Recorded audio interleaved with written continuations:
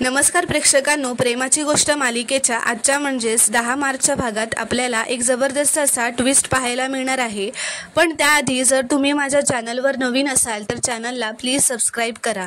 तर प्रेक्षकांनो, आता आपण पाहतो की इथे मुक्ता ही सईच्या काळजीत रडत बसलेली असते। ती सागरला सांगत असते की सईने वाट बघितलेली हो माझी, पण मी जाऊ शकले नाही। ती काय करत असेल, तिने काही खाल्लं असेल का, अशी ती तिची खूप काळजी करत असते। तर सागर तिला शांत करत असतो। तो तिला म्हणतो की मुक्ता, अहो तुम्ही शांत व्हा, काही काळजी करू नका। मी कोमलला फोन केलेला, तिने सईसाठी मेथीचे पराठे केलेत।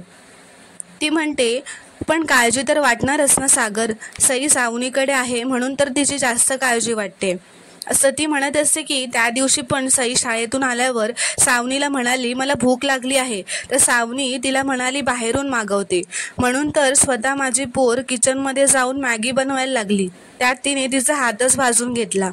असा सगळा प्रकार ती सागरला सांगत असते। तर आता मुक्ता म्हणते आता नाही, आता वास झालं, त्या सावनीला अशी अद्दल घडवेन ना मी की तिला कायमचं लक्षात राहील। तर इथे दुसरीकडे आता सावनी बसलेली असते, तिथे मुक्ता येते। तर सावनी तिला बघून खूप रागावते व म्हणते मुक्ता तू इथे काय करतेस। तर मुक्ता म्हणते सईच्या नवीन केअरटेकरने मला आत घेतलं। तर आता सावनी म्हणते की तू मी घातलेली अट विसरतेस वाटतं। तर मुक्ता म्हणते अट तर माझ्या चांगलीच लक्षात आहे, पण तू हे विसरू नकोस की हे माझ्या नंदेचं घर सुद्धा आहे आणि मी इथे कधीही येऊ शकते, आणि आता तर सई घरात नाहीये तर मी नक्कीच येऊ शकते या घरात। तर सावनीला माहीतच नसतं की सई घरात नसते। तर सावनी तिला विचारते सई घरात नाहीये म्हणजे काय, सई कुठे गेली आहे मग। तर मुक्ता म्हणते सईची नवीन केअरटेकर सईला क्लासमधून घरी आणायला गेली आहे। तुला तर हे माहीतच नसेल ना की सईचा आज क्लास असतो, कुठला क्लास असतो, किती वाजता असतो, काहीही माहीत नसेल तुला। तर आता मुक्ता त्यांच्या किचनमध्ये जाते व एक केरोसिनचा डबा असतो तो घेऊन येते। तर आता सावनी खूपच घाबरते, ती म्हणते तुझं डोकं फिरलंय का गं, तुझं डोकं तर ठीक आहे ना, केरोसिनचा बॉक्स आहे हा। तर मुक्ता आता सावनीच्या भोवती तो केरोसिन टाकत फिरते। तर आता सावनी खूपच घाबरते व म्हणते मुक्ता तू हे करू शकत नाहीस, मुक्ता वेड लागलंय का तुला, असं ती जोरजोरात ओरडत असते। ती म्हणत असते की अगं हे केरोसिन आहे, तू असं काही करू शकत नाही। सावनी म्हणते मी ओळखते तुला चांगलंच, तू हे नाही करू शकत, कारण तुला पण माहिती आहे तू हे केलंस तर माझ्याबरोबर तू पण जाशील। तर मुक्ता म्हणते सावनी तू आत्तापर्यंत मला मुक्ता सागर कोळी म्हणून ओळखत होतीस, पण सईची आई म्हणून नाही। ती म्हणते कारण भाजलं की कसं वाटतं हे तुला पण कळायला पाहिजे ना, आज तुझ्यामुळे माझ्या सईला भाजलं, त्या इतक्याशा जीवाला चटका बसला, त्याचं काय, आणि ती किचनमध्ये जाईपर्यंत तू कुठे होतीस, तू काय करत होतीस सावनी, असं ती तिला विचारते। तर आता सावनी म्हणते अच्छा, म्हणजे त्या अडाणी कामवाल्या बाईने मी तुला काही सांगणार नाही म्हणून आधीच तुला सगळं सांगितलंय का। तर मुक्ता म्हणते ते महत्त्वाचं नाहीये, महत्त्वाचं तर हे आहे की तुझ्या चुकीमुळे तिला चटका बसलाय आणि त्याची शिक्षा तुला व्हायलाच हवी। तर आता मुक्ता ही माचीस पेटवत असते। तर आता मुक्ता ती माचीसची काडी पेटवून तिच्या समोर घेऊन अशी उभी राहते व सावनी तिला म्हणत असते की प्लीज मुक्ता असं करू नको।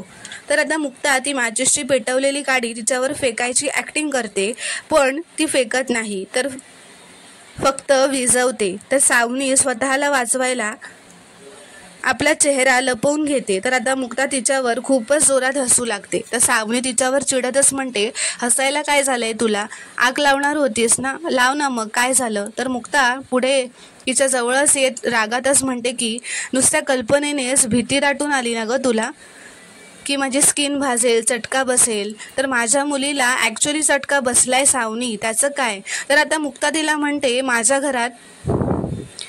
म्हणते की माझ्या हातात पाणी आहे, हे रॉकेल नाही आहे। तर सावनी म्हणते काय फालतूगिरी आहे ही। ती म्हणते मला टॉर्चर करतेस तू, टॉर्चर करणं हा पण एक गुन्हा आहे, मला भीती घालत होतीस तू, तुला तर मी, असं म्हणून ती जोरातच मुक्तावर हात उचलत असते। तर आता मुक्ता असं ती म्हणत मुक्ताच्या कानाखाली मारणारच असते. तेवढ्यातच मुक्ता तिचा हात धरते व जोरातच पिरगळत मागे नेते व तिला म्हणते, हा तमाशा नाही, वॉर्निंग आहे ही सावनी. आज एक गोष्ट सिद्ध झाली की तू माझ्या सईची अजिबात नीट काळजी घेत नाहीयेस. आज ती गोदा वेळेवर आली नसती ना तर काय झालं असतं, माझ्या सईला भाजलं असतं त्याचं काय. तर सावनी म्हणते, झालं का पण नाही ना. तर मुक्ता म्हणते, मग काय व्हायची वाट बघत होतीस का तू, कसली आई आहेस ग. ती म्हणते, आज तर माझ्या सईला काही झालं असतं ना तर तुला मी आयुष्यातून उठवलं असतं. तू आई एकविरेचे आणि स्वामींचे आभार मान. सावनी, परत जर माझ्या सईला काही झालं ना तर स्वतःच्या पायावर उभी राहणार नाहीस, अशी हालत करेन मी तुझी.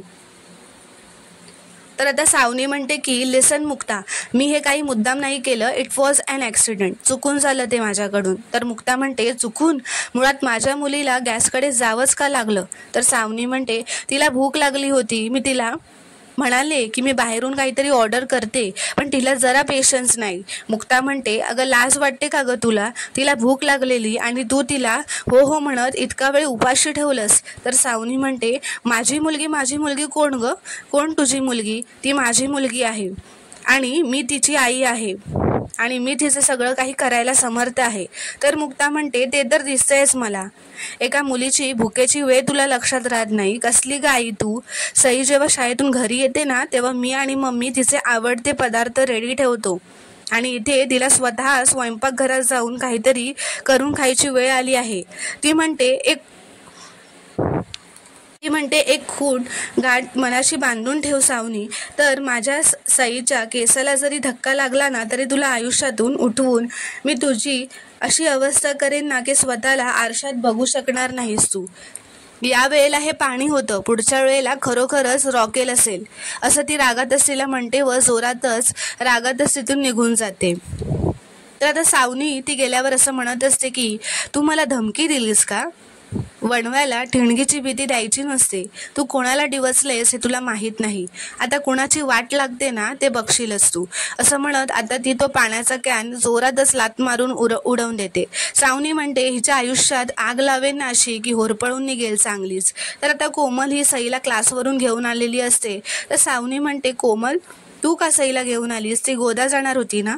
तर कोमल म्हणते, हो पण त्यांचा मला फोन आला की त्यांना काहीतरी काम आलंय म्हणून मी गेले.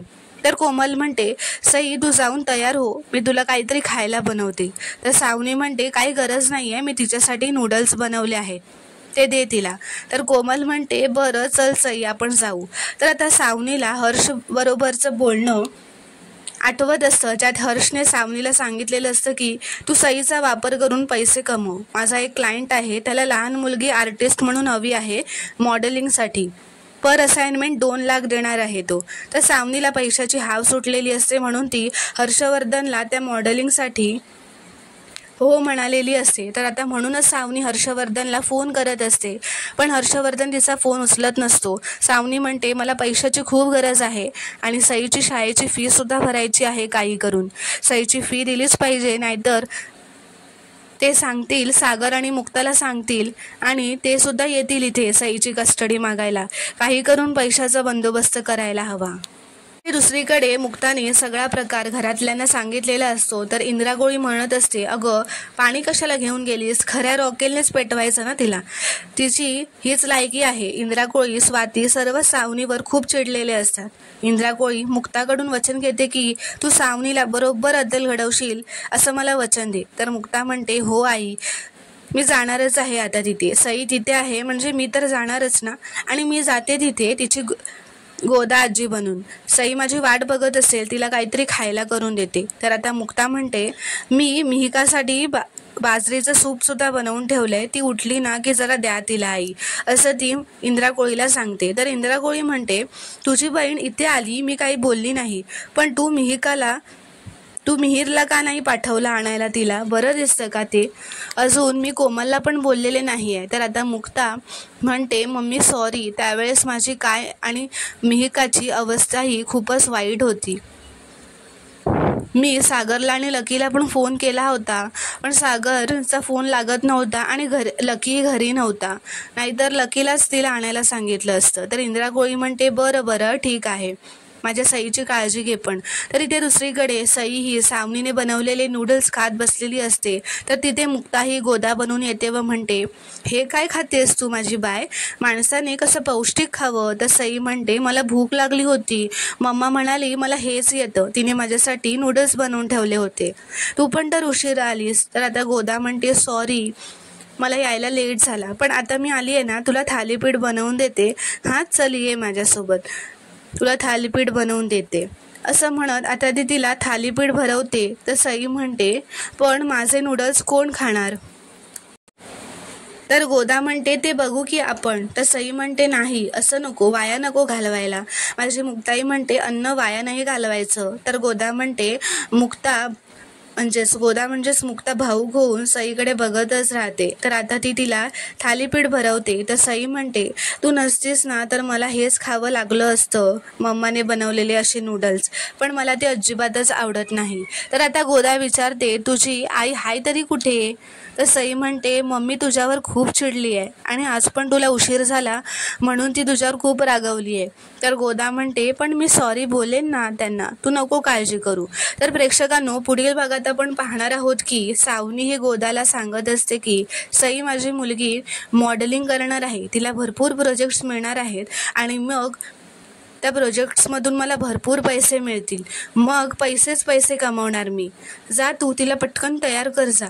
तर आता गोदा ही मुक्ताच असल्यामुळे किचनमध्ये येते व सईच्या ऑरेंज ज्यूसमध्ये झोपेचं औषध टाकते व मनात म्हणते की माझ्या मुलीला मॉडेलिंग करायला लावतेस का? मी पण बघते तू कसं सईला मॉडेलिंग करायला लावतेस ते. तर प्रेक्षकांनो, पुढील भाग पाहणं खूपच इंटरेस्टिंग ठरणार आहे. व्हिडिओ पूर्ण बघितल्याबद्दल धन्यवाद.